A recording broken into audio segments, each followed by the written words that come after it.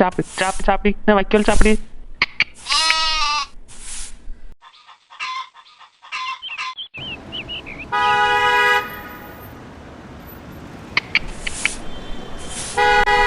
இது யாரு? நம்ம வீட்டு முன்னாடி ஏதோ டாக்ஸி கார் மாதிரி வந்து நிக்கி.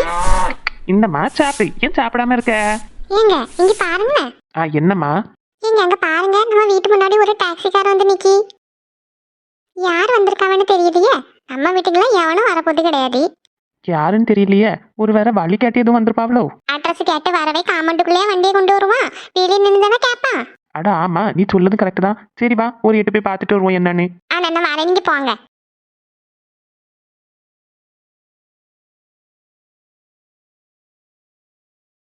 யாருப்பா அது காம்பவுண்டுக்குள்ள வண்டி கொண்டு நிக்க வச்சிருக்கிறது? என்ன கேக்க யாரும் வெளியே வர மாட்டாவல? எங்க நானும் வரணுமா?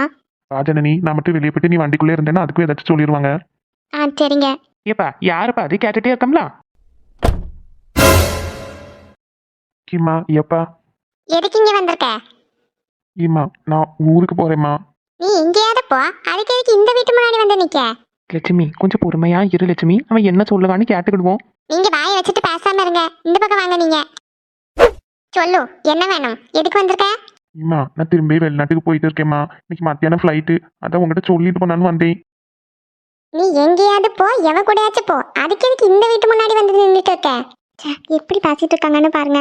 ஓவன் இருக்கும் தான், அதுக்காண்டி இப்படியெல்லாம் பேசணுமா? இம்மா வாய்னால என்ன அம்மான்னு கூப்பிடாத. லட்சுமி கொஞ்சம் பொறுமையா இருமா, அவன் வெளியூர் போறேன்னு சொல்லிட்டு போதுக்காண்டி வந்திருக்கான். இங்க இருந்து அவ்வளவு தூரம் போகக்கூடிய பையன், அவனை எதுவும் சொல்லி திட்டாத. நீ உள்ள போ, நான் பேசிக்கிறேன். ஏங்க நீங்க சும்மா இருங்க. இவன் இந்த வீட்டு முன்னாடி வரக்கூடாதுன்னு நான் சொல்லியிருக்கோம்ல. கண்ட ஓடுகாலையெல்லாம் இழுத்துட்டு நம்ம வீட்டு முன்னாடி வந்து நின்று பேசிக்கிட்டு இருக்கா. அம்மா ஜனனி அப்படி சொல்லாதீங்கம்மா. அப்படிதான்ல பேசுவேன். அதெல்லாம் உனக்கு கேட்க வேண்டாம். அந்த வீட்டு முன்னாடி வராத. வீட்டுல இருக்கிறவங்க யாருக்கிட்டையும் சொல்லாம அவளை இழுத்துட்டு ஓடி போய் கல்யாணம் பண்ணிட்டு வந்திருக்கான். கல்யாணம் பண்றதெல்லாம் வீட்டுல அம்மா அப்பா கிட்ட சொல்லணும்னு தோணல. ஆனா எங்கேயோ போறேன்னு இங்க வந்து நிக்க என்கிட்ட சொல்லதுக்கு. இங்க பாரு, நீ எங்கேயோ வெளியூர் போறேன்னு சொல்லதுனால நீ இவ்வளோத்தோட நிப்பாட்டிக்கேன். பேசாம வண்டியில ஏறி போயிரு. இதுக்கப்புறம் என் கண்ணு முன்னாடியே வராத. எங்க அங்கங்க போவோம். அவங்க வேற ஏதாவது சொல்லிட்டு அப்புறம் மனசு கஷ்டமா இருக்குங்க. இம்மா ஒரு வாட்டி தங்கச்சியை பார்க்கணும். எவ்வளோ உனக்கு தங்கச்சி? லட்சுமி போதி நிப்பாட்டு, நீ பேசாம இரு, நான் பேசிக்கிறேன். தங்கச்சி இங்க இல்ல, ஸ்கூலுக்கு போயிருக்கா. நீ கிளம்பு, நல்லபடியா போயிட்டு வா. தயவு செஞ்சு மறுபடியும் இங்க வராத. தேவையில்லாம உன்னை எதையாவது சொல்லி ஆசிப்பிட்டு அன்னைக்கு வருத்தப்படாது எல்லாம் நாங்க தான். அதனால இதுக்கப்புறம் இங்க வராத. நீ எங்க போறியோ அங்கே போய் சந்தோஷமா இரு, நல்லபடியா இரு. இப்பா போயிட்டு வா லட்சுமி, வா நம்ம உள்ள போலாம். நீங்க வாங்க போலாம்.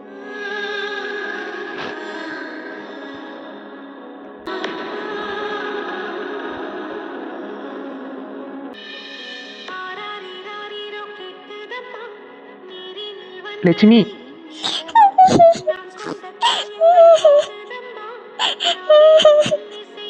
அதனால லட்சுமி, அவன் ஒரு நல்ல விஷயத்துக்காக தானே போயிட்டு இருக்கான். வேற எந்த பிள்ளையெல்லாம் இருந்துச்சுன்னா இப்படியே இங்கேயே இருந்து வேற எதையாவது வேலையை பார்த்து பொழைச்சிக்கும். நம்ம கஷ்டப்பட்டு படிக்க வச்சோன்றதுக்காக அந்த பிள்ளையும் அவன் இங்கே தனியா இருந்துட்டு அவனை அனுப்பி விடுதுலாம். போற இடத்துல அவங்க நல்லபடியா இருக்கட்டும் லட்சுமி. நம்ம அவனை எதுவும் சொல்லி திட்ட வேண்டாம்.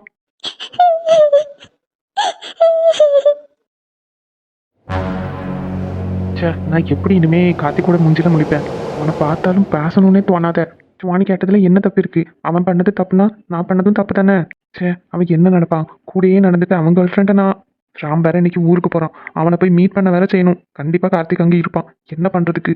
எல்லாரும் மாத்தி மாத்தி ஃபோன் பண்ணிட்டு வேற இருக்காங்க. போகணுமா வேண்டாமா எனக்கு ஒண்ணுமே தெரிய மாட்டேங்க.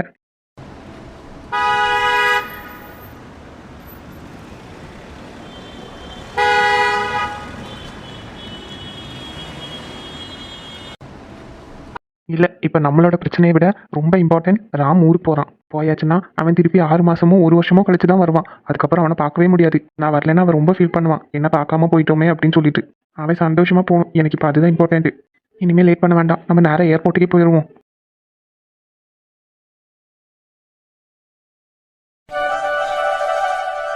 ஏங்க இந்த இடம் உங்களுக்கு ஞாபகம் இருக்கா? இந்த இடத்த நான் மறப்பேனா? நம்ம 2 பேரும் ஃபர்ஸ்ட் மீட் பண்ணது இங்கே வச்சு தானே? ஆமா, அன்னைக்கு என்கிட்ட நீங்க லக்கேஜ் கொடுங்க நான் வச்சுக்கேன் அப்படின்னு கேட்டீங்க. அதுக்கு நீ மூஞ்சி எப்படியெல்லாம் திருப்பிட்டு போன? இப்ப நடந்த மாதிரி இருக்குனாங்க.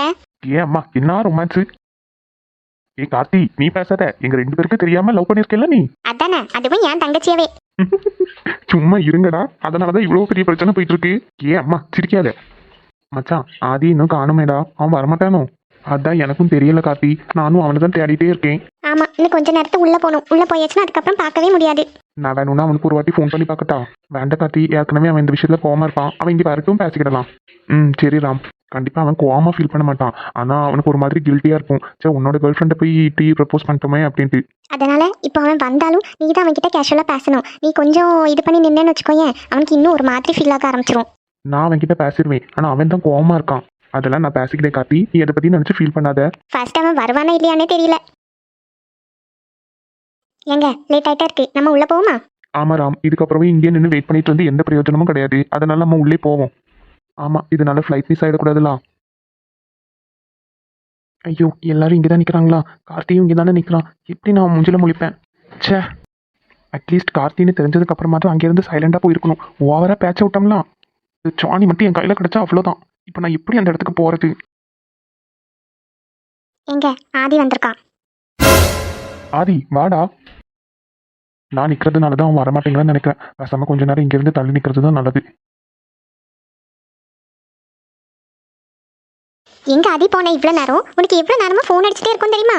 அது ஒரு முக்கியமான விஷயமா வெளியே போயிருந்தேன் ராம், அதனால தான் லேட் ஆயிட்டு. சரிடா, நீ என்ன முக்கியமான விஷயமா போனாலும் ஃபோன் பண்ணா எடுத்து சொல்லணும்னு கூட உனக்கு தெரியாதா? நாங்க ரெண்டு பேரும் எவ்வளவு டென்ஷன் ஆயிட்டோம் தெரியுமா? Sorry Jenny, sorry Ram.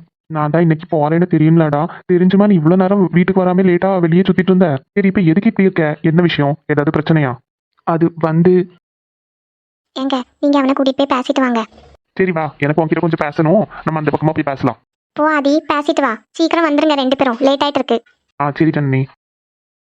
இங்க நின்னவன் எங்க போனா? ஆளே காணும். அவன் என்ன பார்த்துட்டு தான் இப்படி நிக்காமல இருக்கு. அது சொல்லவா வேணும்? சரி, அவங்க தான் பேச போயிருக்காவல்ல, பேசிட்டு வரட்டும். பிரச்சனை எல்லாம் தீந்துரும்னு நினைக்கேன். இருதோ இல்லையோ, தயவு செஞ்சு நீ அவகிட்ட போய் பேசிரு காத்தி.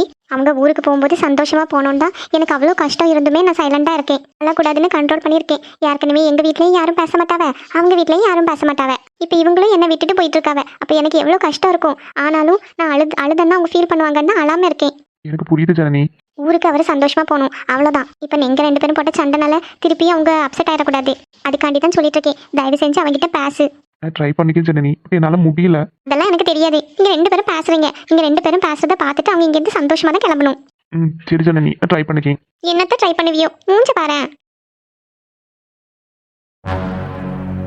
டே ஆதி, சொல்லு, என்னதாண்டா உனக்கு பிரச்சனை? இவ்வளோ நேரம் எங்க போன? அது சரி விடு, என்கிட்ட கார்த்தி எல்லாத்தையும் சொல்லிட்டான். சரி, இப்போ எதுக்கு மூஞ்சி எப்படி தூக்கி வச்சிருக்க?